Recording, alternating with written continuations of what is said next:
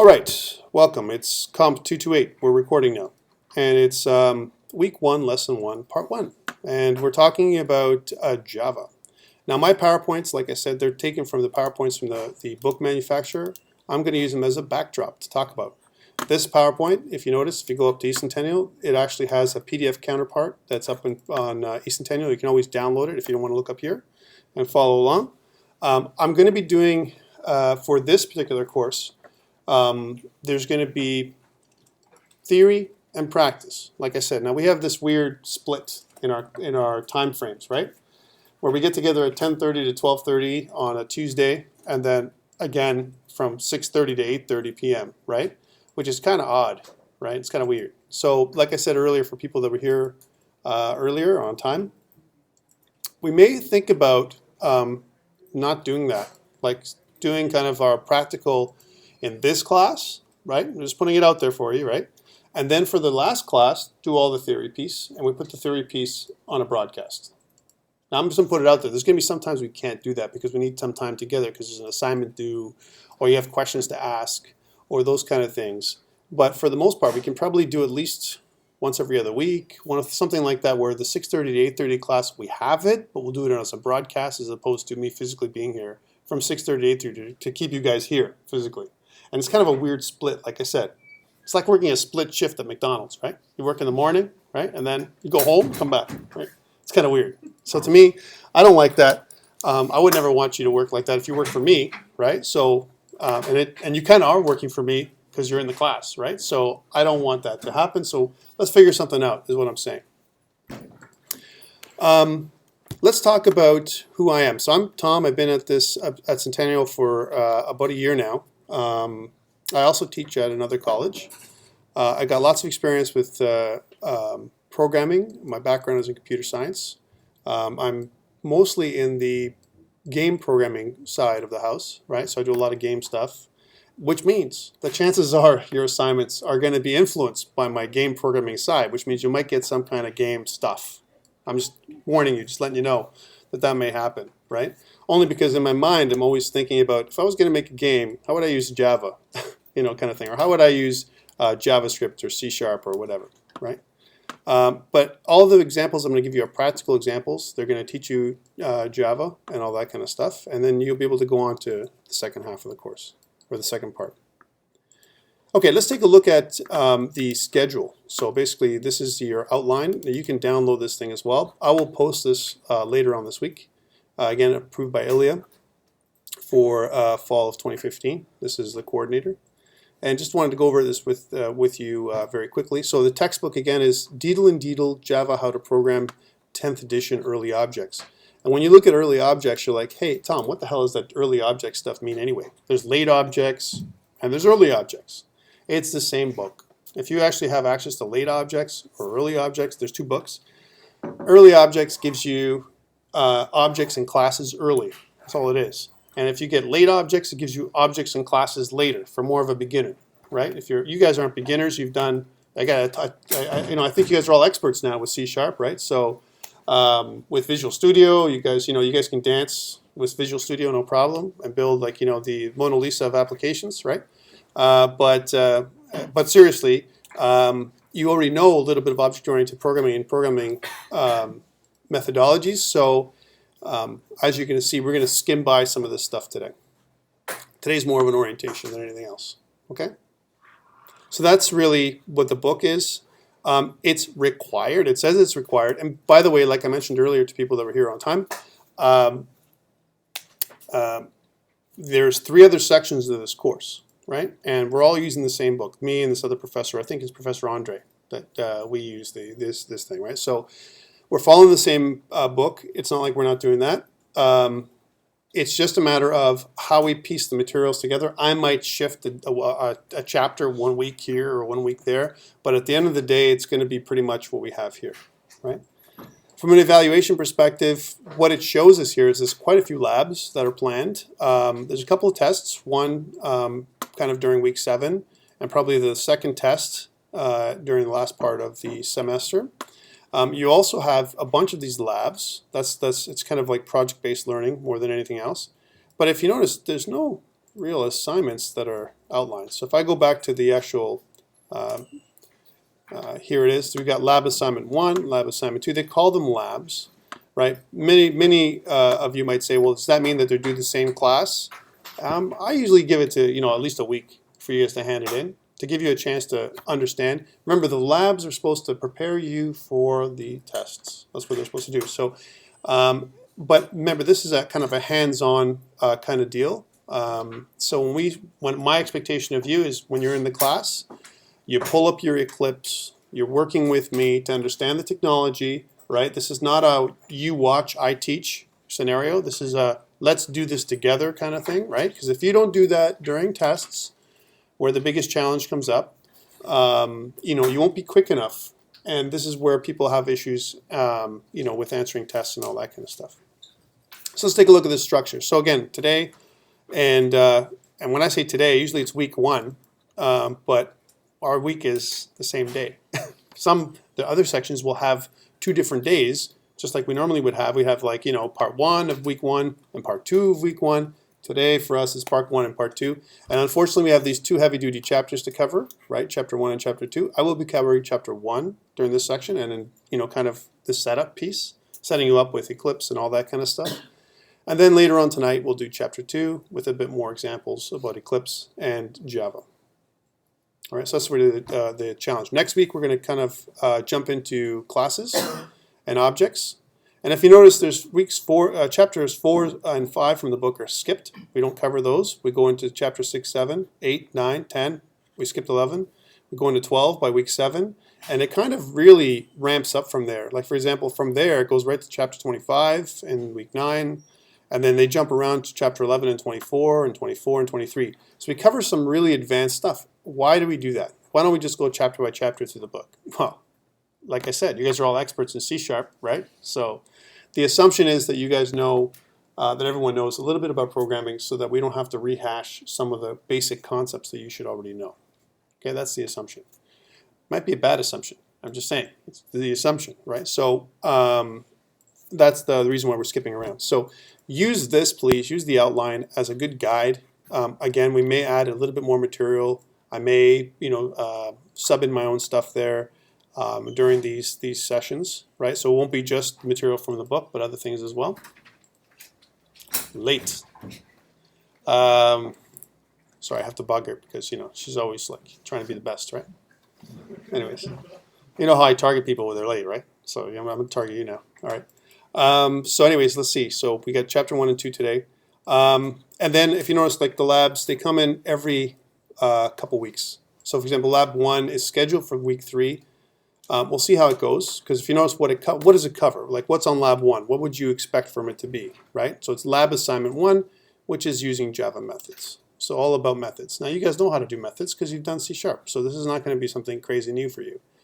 From a split perspective. And how much is it going to be worth? 5%. Right? So there's the split right there. So 5% for lab 1, 5% for lab 2, and then lab 3 is a little bit bigger, so it's 10%, and lab 4 and lab 5, that's kind of weird that lab 5 and lab 6 or 7 and 8, I might combine those into one, to have one lab instead of 2.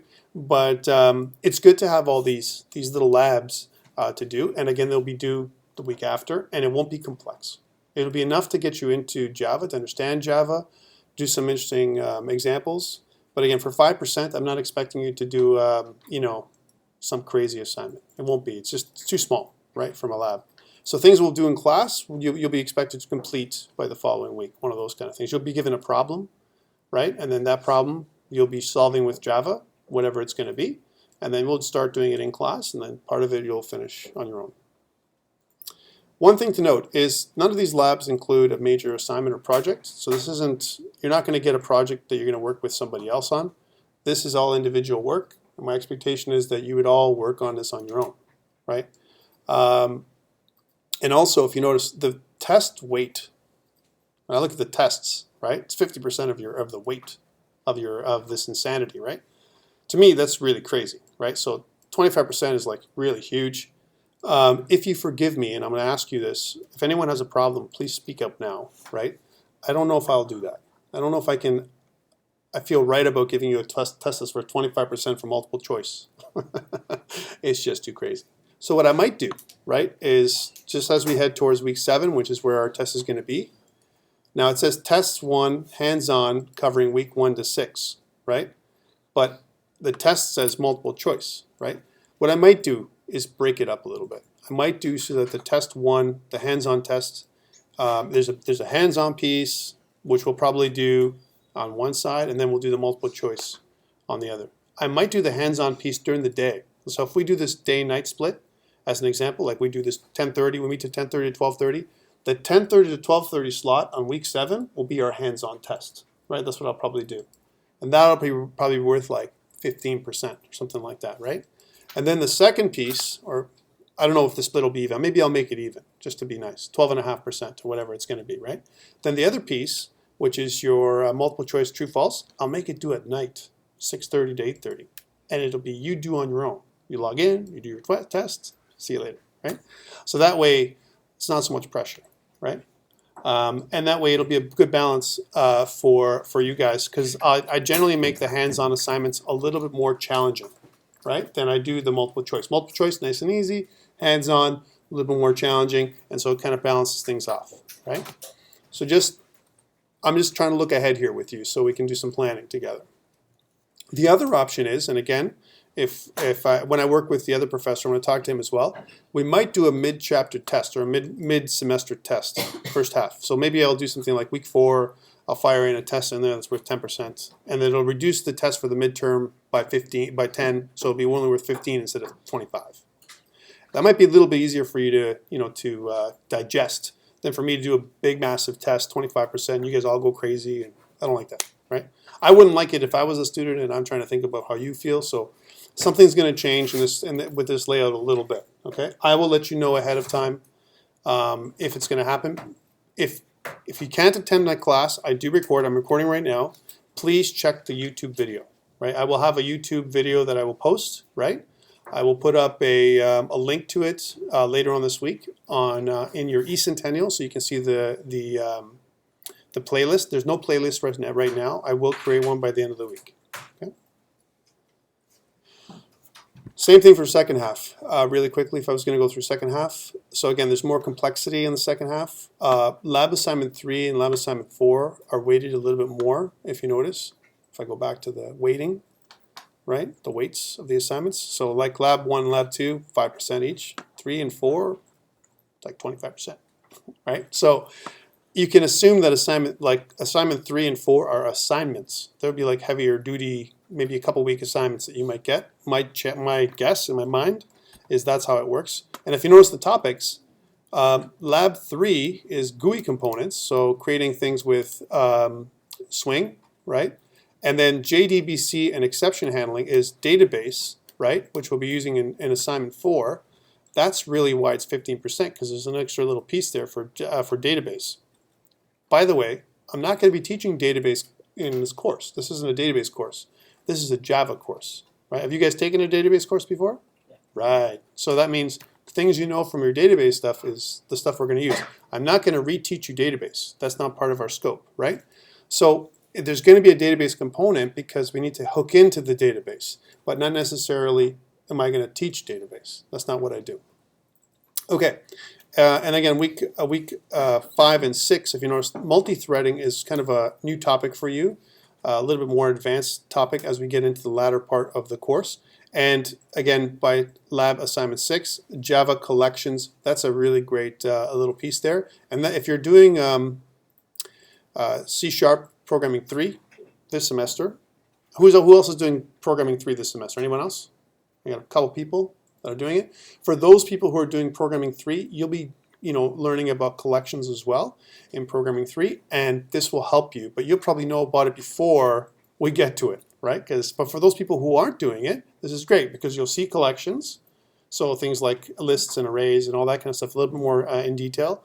And then we'll move into when you guys go and do C# Programming 3, then you'll already have seen collections and all that kind of stuff. So then it's going to be kind of it'll help you with Programming 3.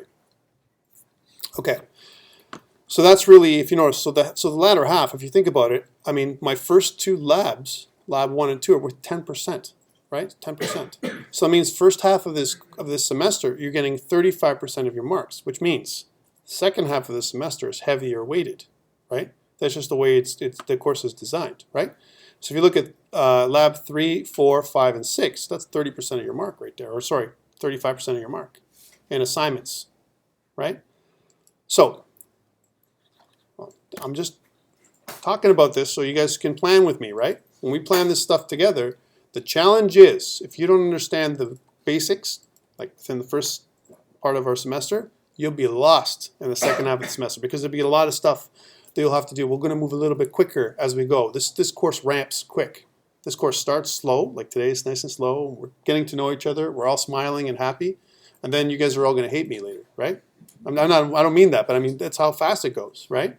So now, I'm not sharing assignments with the other professors. So your assignments are going to be for this class. You can't go to your the guys in the other class and go, hey man, what are you doing? Can you tell me what you're doing for this? There's no one you can work with. And so, because I'm not working with him, he's doing his own thing, right? Okay. So it's just of an organizational perspective. So let's go back to the bottom part of this again. All right. Some new stuff that you probably haven't done, and even if you've done Java before, and if you're a Java guy, right? Tyler, right? Java effects. We're going to be talking about that a little bit in week 9, so that's later on during this course. And multi-threading. A lot of people don't understand how to do that kind of stuff so much. That's the kind of new stuff we're gonna be talking about. There's also quite a bit of functional programming that Java covers, that this book, Deedle and Deedle, this book covers, right? So I'm going to see if I can bring some of that in there because it's good to know functional programming concepts. We've been doing object-oriented programming, which is cool, but functional programming is quickly becoming popular again, right? Let's put it that way. So we'll talk about this and how to kind of create algorithms to solve problems. And it's all around problem solving and debugging. There's also going to be, I'm also going to talk about a little bit about if you haven't done things like with revision control. If you haven't done GitHub, who hasn't done GitHub before? Put up your hand, right? If you haven't done GitHub, if you haven't done revision control, it's okay to say you haven't done it. Please sign up for your GitHub account today. I'm not going to give a free mark for that. I know I've done that in the past in other courses, not in this course. Please sign up for GitHub if you haven't done it already because I'm going to be using GitHub for my course examples. So everything I do with our course, there'll be a GitHub component that I'll be going on to. So I do course examples, code examples, all be on GitHub for you, right? So that's what we're going to be doing. It's good to get into GitHub because I think the great thing about it is it's part of the greater community, a developer community, to know how to use GitHub and so on. And that's where I'm going to be doing stuff. So if you don't know how to do GitHub, there's some really cool tutorials out there that'll help you. I'm also going to cover some of it and how we use it with Java and Eclipse because there's a GitHub plugin for Eclipse to make it work properly. You could also do it via command line, which I fully encourage. If you're someone who loves command line, and I think this is a great time to start getting into command line again with Java, then certainly we can do stuff with command line and Eclipse. By the way, for those people who don't know me, I also do virtual machines. I have a virtual machine that I use with Windows 10, right? So even though I'm using my Mac right now and you're seeing the Mac view, I'll be switching into my virtual machine with Windows 10. So you'll see Windows as well as Mac. Even though I'm a Mac person, and you might say Mac sucks, right? I'm deaf to that. You guys should be all, like I said to you guys before, people who've had me before in other classes. You should be, kind of system agnostic. It doesn't matter what you're using, right? Whatever the best system is at the time is what you should be using. And for me, it seems to be the Mac is most stable. That's what I'm going with it, not because it's better, right, or worse than Windows. By the way, who likes Windows 10? Anyone likes Windows 10? Some people hate it. Eh? They're like, I hate Windows 10, right? I'm like, who are these haters, huh? I'm a really weird bug. There's all kinds of bugs in Windows 10, especially for people like me who use Mac and Windows 10 or Boot Camp. But the reason why people hate Windows 10 is because they're like, hey, I thought it was going to be the be-all and end-all of Windows, right? When they look at it and they're like, I'm disappointed. Tom, I thought it was supposed to be awesome, right? It is pretty good. It's a little bit more stable than Windows 8, I would say, but it's nothing new. It's not like you're looking at it going, holy, this is like, you know, now my life has changed because of Windows 10, right? It's not going to change.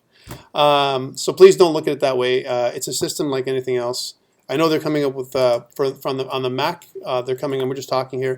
The next system is El Capitan, which is supposed to be coming this semester, this month, if I'm not wrong. They're making an announcement with Apple's making an announcement tomorrow about that kind of stuff as well.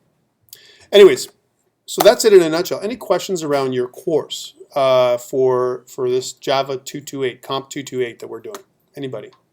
Because I think this now is a good time to talk about it. If you're concerned about something, if you want to learn something that you know that's not covered, that kind of stuff, this is what we're really going to be covering.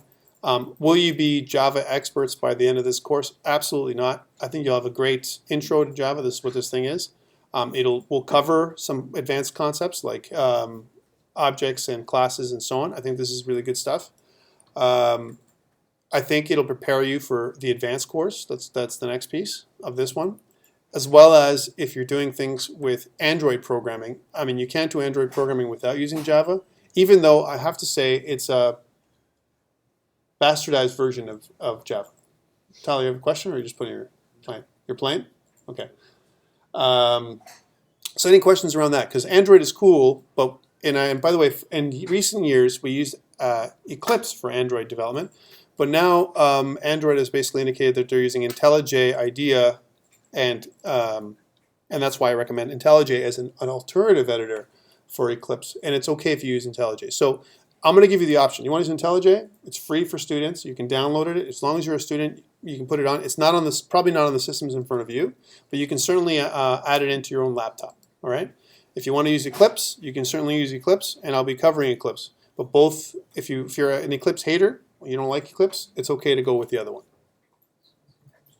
Okay. So that's really it in a nutshell for this. This is our kind of intro to what we're doing. I will be posting this course outline again later on this week, and it'll be part of your in your course Dropbox. So again, I'm a big eCentennial user, so if I go to eCentennial, for those of you who don't know where that is, you can look it up in Google.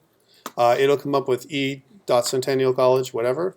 Some people don't, some professors may not ask you to use it, but I do. And for those of you, please forgive me if you do use it, and you know, because I know some professors like using it, some people don't. So under content, I've put in one thing there, which is week one, this week one part one. You can always download and read this PDF, which I'm going to kind of go over in piece parts today. Okay. So I'm going to stop recording this one, and then I'll do part two of this recording in a second.